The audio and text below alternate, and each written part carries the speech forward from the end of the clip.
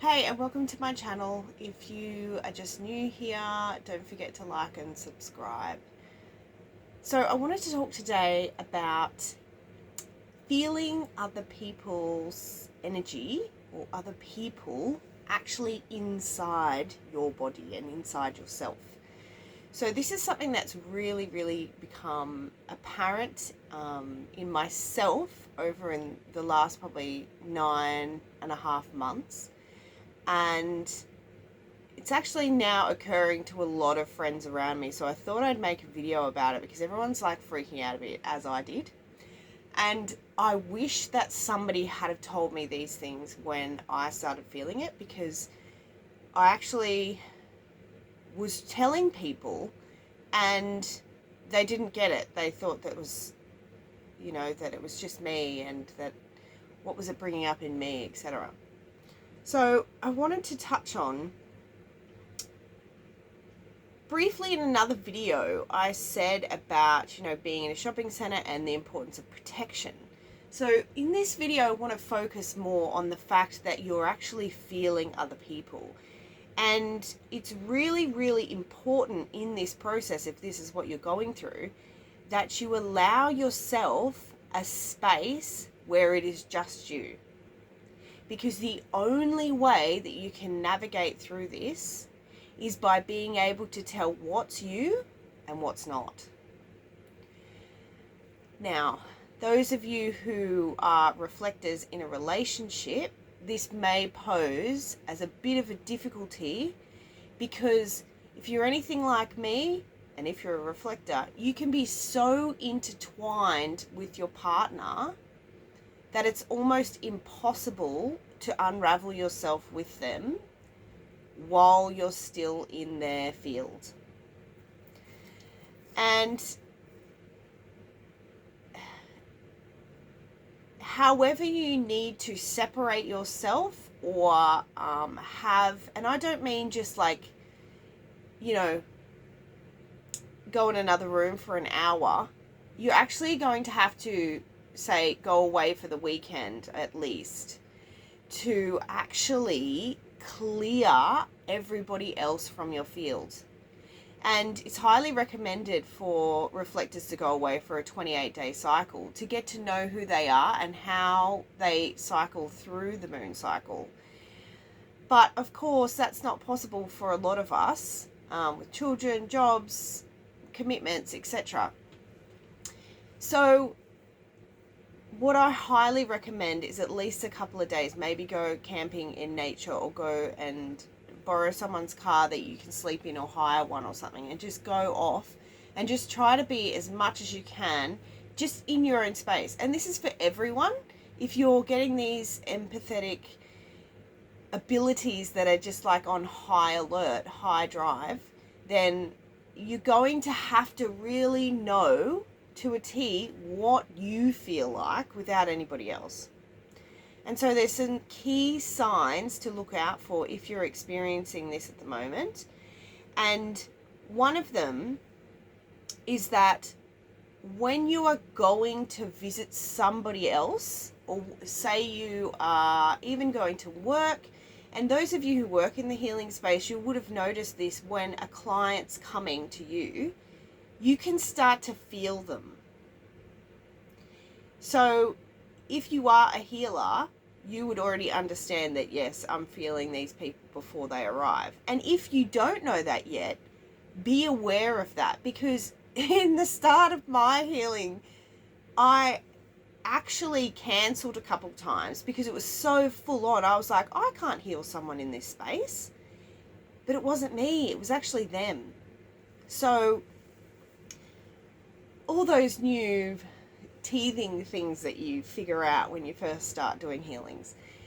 But this is now occurring whether you're doing a healing or not. So it could be, a friend of mine just told me the other day that she was taking her dog to a lady's house who was a vet. And on the way there, she started bringing up all this stuff. And it was like all this feeling. She's like, she didn't know what it was, where it was coming from. And it actually belonged to the vet. Now, people who feel a lot in other situations. So say you have social anxiety or you can get overwhelmed. That's basically you feeling everyone's energy and it inundating you. It's like taking over you. And this can be extremely overwhelming. It can make you want to retreat and not be around anybody. It can make you avoid certain people in certain places, which is perfectly fine. But when we want to reintegrate to the world and actually get a hold of our gift, then there's a few simple things. But the first one is really getting to know what you feel like without anything else. Okay, so number 2 is becoming aware. Oh, hang on. Sorry. Is becoming aware of judgment. So if you're following your energetic hygiene, which is putting on your barrier of protection, violet flaming through everything in your field. I actually did a video about this a few days ago, so you can go back and have a look about that, the process for protection. So being aware of judgment, because as soon as you go into judgment, your boundaries go and your energetic protection goes, because it's about unconditional love. And so when you fall out of unconditional love by having a judgment, you then release all of your protection. So this is a big one. And it's not to hammer yourself for a judgment. We judge all the time. We're basically, that's what we do constantly, because we're judging ourselves and therefore we're judging another who is really us, etc. But if you're finding yourself in judgment, this is a huge key to be aware of. Then you have to re-boundary up again. So bring in gratitude for that, for being aware of that judgment. Because every time you get more and more aware of how you're judging others, you stop doing it. You start getting aware before you judge. And therefore, your boundaries will stay solid. And this also includes fear. As soon as you go into a state of fear, which means you're judging the situation, your boundaries are going to go. So it's all about practicing staying in that strength of self and staying in that protective bubble and knowing that you can hold your own there. The third one is you cannot process somebody else's energy.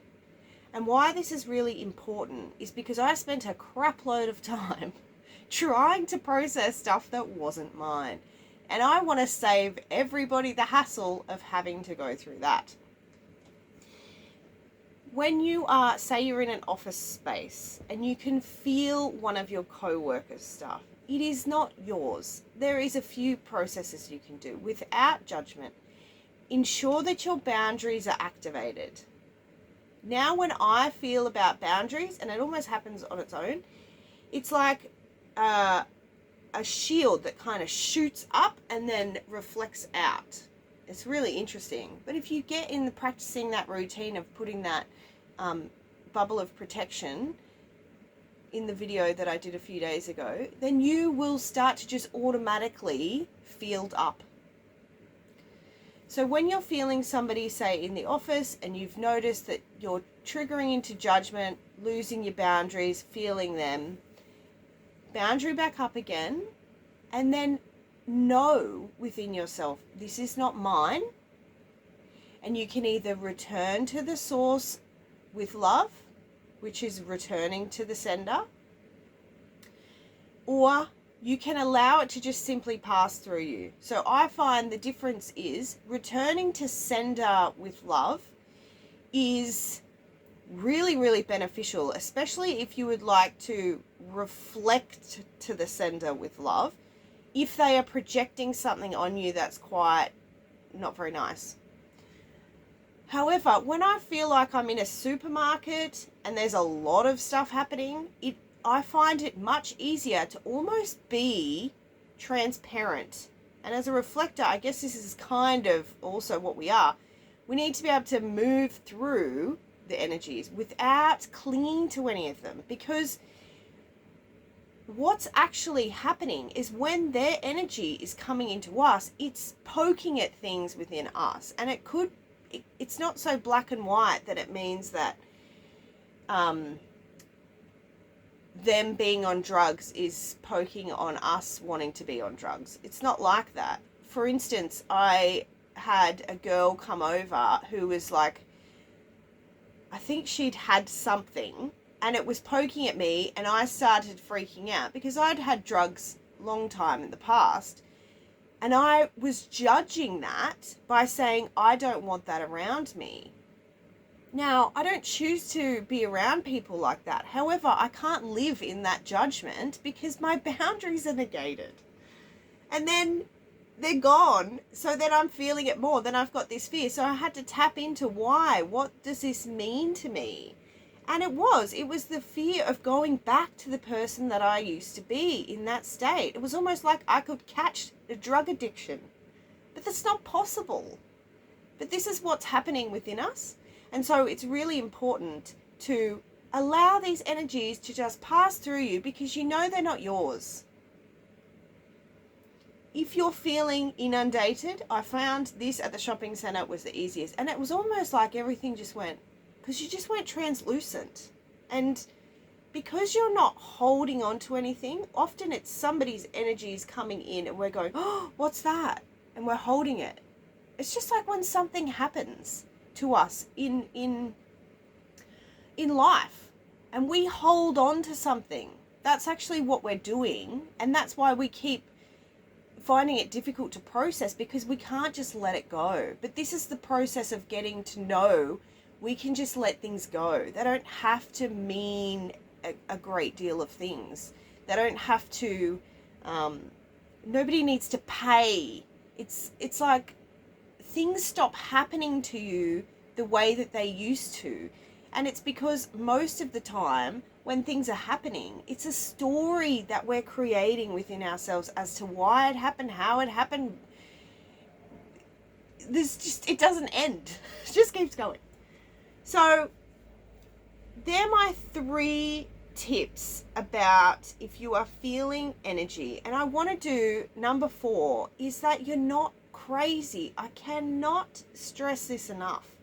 If you are surrounded by people who don't understand what you're feeling, please reach out, because it's so important in this stage that you honor your gift, because what you are experiencing is a gift. And if you're around people who don't understand, you could actually see it as a hindrance, as a downfall, as something that's fearful to have, which is exactly what I did. It's almost that part of the process, because it's so real when it happens, and often people around you don't know. So share this to anyone who's been speaking about this if you need it. Also, what was that other point I was just going to bring up?